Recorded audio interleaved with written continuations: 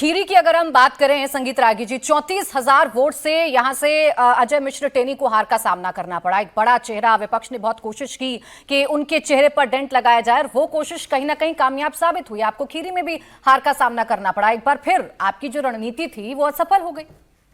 देखिए, मुझे नहीं लगता है कि वो चेहरे पर डेंट लगाने से हुआ। ऐसा होता तो ब्रजभूषण शरण सिंह का बेटा हार जाता। ऐसा नहीं हुआ है।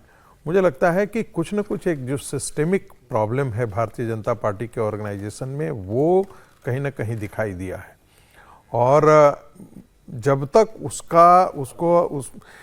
उसका ठीक से आकलन नहीं किया जाता है, एक मोटा मोटी आकलन जो निकल करके आया अभी हर्षवर्धन जी ने जिसका जिक्र किया, सच्चाई तो यही है कि कई ऐसे कॉन्स्टिट्यूएंसी में देखा गया कि कार्यकर्ता थे ही नहीं। कॉल सेंटर जो है वो स्लिप बांट रहा था। मैं गाजियाबाद का उदाहरण दे सकता हूँ। आप जिस समय मैं वोट देने गया था, आप मुझे मिली थी वहाँ पे उस सेंटर पे। मैं चूँकि मुझे सुबह सुबह टेलीविज़न पर आना था, इसलिए मैं बहुत जल्दी में था कि जाऊँ वहाँ पे। और हम एक दिन पहले से थे, हमको पता लगा कि वो कॉल सेंटर को इंगेज किया गया है। किस चीज़ के लिए? तो स्लिप बांटने के लिए। पहले कार्यकर्ता होते थे, भारतीय जनता पार्टी के लोग कार्यकर्ता होते थे। भारतीय जनता पार्टी जो है वो संघ के अनुसांगिक संगठनों में, शाखा में ये बात होती थी, शाखा के बाद अनुसांगिक संगठनों तक ये बात जाती थी और सारे लोगों की ये जिम्मेदारी तय होती थी कि कौन किस सोसाइटी में जाएगा, कितने लोगों की जिम्मेदारी होगी, कौन कौन कहाँ कहाँ पर जाएगा। जितने भी चुनाव के दरमियान, चाहे वो उत्तर प्रदेश हो, चाहे वो राजस्थान हो, राजस्थान से हमारे पास रोज खबरें आया करती थी, भाई साहब चुनाव चढ़ नहीं रहा है। ये भाषा होती थी वहाँ के लोगों की, भाई साहब चुनाव चढ़ नहीं रहा है, कोई कार्यकर्ता उस ढंग से उत्साहित नहीं दिख रहा है। आखिर क्यों? ऐसा क्या हुआ? एक नैरेटिव जो बिल्ड किया गया, हम उसको ध्वस्त नहीं कर पाए। भारतीय जनता पार्टी का जो सोशल मीडिया था वो पूरा थका हुआ, बैठा हुआ, चौपट हुआ पड़ा हुआ था। एकाएक एग्रेशन। आप देखिएगा कि 2014 का जब नरेंद्र मोदी का चुनाव था, तो जब भी हम लोग सोशल मीडिया खोलते थे, भारतीय जनता पार्टी छाया हुआ रहता था। पुलवामा के बाद यदि आप देखेंगे कि 2019 का नैरेटिव जो है वो पूरा छाया हुआ रहता था। इस बार हमने देखा कि भारतीय जनता पार्टी पूरी तरीके से सोशल मीडिया में पिटी हुई है। दूसरी बात, जो नए वोटर्स थे, जो उत्साही वोटर थे, आपने इतने सारे धत्कर्म हुए। ये पेपर लीक का मामला, इसको कभी भी गंभीरता से नहीं लिया गया। कोई एक नहीं, 5 साल के अंदर बहुत सारे हुए। लेकिन ठीकरा किस पर फोड़ा गया? ठीकरा भारतीय जनता पार्टी की सरकार पर फोड़ी गई। ऐसा नहीं था कि राजस्थान में नहीं हुआ था, ऐसा नहीं था कि बाकी कांग्रेसी राज्यों में पहले होता नहीं था। लेकिन ऐसे ऐसे नैरेटिव को, खास करके उत्तर प्रदेश में रोज ये बातें की जा रही थी कि एग्जामिनेशन सिस्टम में नहीं है, भर्ती में घोटाले हो रहे हैं। ऐसी बातों को आप कारपेट के अंदर यदि आप डाल देते हैं और आप नैरेटिव को काउंटर भी नहीं करते हैं, तो इसका मतलब है कि आप जो है लोगों में, जनता में जो विश्वास कायम करना चाहिए, वो आप विश्वास नहीं कायम कर रहे हैं। दूसरी तरफ आप उनमें एक असंतोष पैदा कर रहे हैं और इसका नतीजा जो है वो भारतीय जनता पार्टी को चुनाव में भुगतना पड़ा है। सामाजिक समीकरण को लेकर के हम बात करें तो बिल्कुल हम कह सकते हैं कि सामाजिक समीकरण को जिस तरीके से बिठाया जाना चाहिए था, हम लोगों ने टेकन फॉर ग्रांटेड लिए। 2014 का प्रयोग को हम आज तक करते रहे। हमें नहीं लगा कि हमको नए तरीके से इस पर सोचने की भी आवश्यकता है।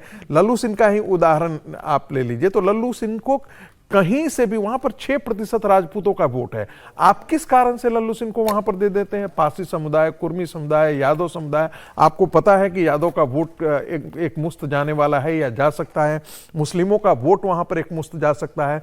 तो बाकी ओबीसी कैटेगरी को, लोगों को लाने के लिए हमने क्या किया? वो जो एक बात थी कि नरेंद्र मोदी के चेहरे पर हम किसी को भी, पत्थर को भी हम वहां पर खड़ा कर देंगे तो जीत जाएंगे, और ये सारे निकम्मापन जो है वो मूलतः, सच पूछिए तो ये जो प्रत्याशी हैं, प्रत्याशियों ने भी कुछ भी करने की जहमत नहीं उठाई। जहमत उठाने का मतलब है कि आप जाकर के मिलना, सब लोगों को कहना, राष्ट्रीय स्वयंसेवक संघ और उसके अनुसांगिक संगठनों के पास जाना, उनके साथ मिल बैठ करके स्ट्रेटजी तय करना। उनको मैंने, देखिए भारतीय जनता, ये कम से कम मैं कह सकता हूं कि राष्ट्रीय स्वयंसेवक संघ का कार्यकर्ता जो होता है बहुत स्वाभिमानी होता है। वो अपनी जेब लगा करके आपके लिए काम करता है, और आप उसमें यदि आप एरोगेंस दिखाएं कि वही आपके पास चल करके आए, आप उसके पास चल करके नहीं जाएं, तो ऐसा होने वाला नहीं है। तो ये बहुत सारी चीजें, ये कहा जाता है ना कि success has many fathers, and failures have none. आज जब असफलता हुई है तो बहुत सारी चीजें निकल कर भी आ रही हैं, खुल करके भी आ रही हैं। अब जिस ग्राउंड की रिपोर्ट की हम बात कर रहे हैं, प्रयागराज में मैं खुद गई, वहां पर कार्यक्रम किया, लोगों से बात की, राहुल जी, इतनी नाराजगी तो हमें भी समझ में आ रही थी कि युवा नाराज है, बेरोजगारी पर बात करना चाहता है, शिक्षा पर बात करना चाहता है, महंगाई को एक मुद्दा बनाया गया, आरक्षण को एक मुद्दा बनाया गया। तो क्या ये ग्राउंड की रिपोर्ट प्रत्याशी तक नहीं पहुंच रही थी? आप प्रयागराज की भी सीट हार जाते हैं, हरीश द्विवेदी हार जाते हैं, मोहनलालगंज से कौशल किशोर हार जाते हैं, तो इन सीटों पर आपको समझ में नहीं आ रहा था कि वोटर क्या सोच रहा है, क्या मुद्दे उसके दिमाग में इस वक्त फिट हो रहे हैं? देखिए, जहाँ तक बीजेपी का सवाल है, हम इसी मंच से हम बहुत बार चुनाव से पहले डिस्कस कर चुके थे कि बीजेपी की मशीनरी कितनी अच्छी है, वो कितनी दूर तक जाती है, वो ब्लॉक लेवल तक और बूथ लेवल तक कितने अच्छे हैं और कितना सिस्टमेटिक चुनाव लड़ते हैं। यही सब बातें हमने की थी। अब चुनाव हार गए हैं तो ऐसा लगता है कि कुछ भी नहीं था, है ना। तो ये ऐसा नहीं है कि मशीनरी नहीं थी या लोग नहीं थे या वो कर नहीं रहे थे। मुझे लगता है 2-3, जैसे हम पश्चिमी उत्तर प्रदेश से इसको ज़्यादा अच्छी तरह समझ सकते हैं, जैसे सहारनपुर, मुजफ्फरनगर, कैराना, नगीना, बिजनौर, मुरादाबाद, रामपुर, पीलीभीत।